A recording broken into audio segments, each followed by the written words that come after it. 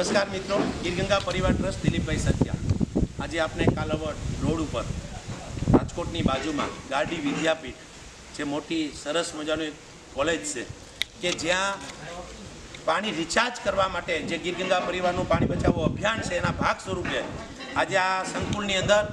4 મોટા recharge board કરી અને વધારેમાં વધારે પાણી રિચાર્જ થાય એના માટે આ કોલેજના માલિક છે જયભાઈ મહેતા અને ડીવી સાહેબ મહેતા જે સ્વનિર્ભર સંચાલક સ્કૂલના સંચાલક પણ છે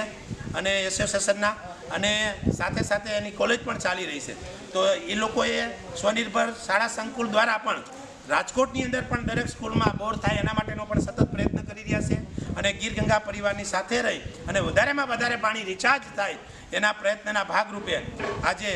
આ સંકુલની અંદર પણ આ કાર્ય કરવાની શરૂઆત થઈ છે અને દરેક લોકો આ કાર્યને વેગ આપે એવી ગીરગંગા પરિવાર ટ્રસ્ટના પ્રમુખ તરીકે લોકોને હું વિનંતી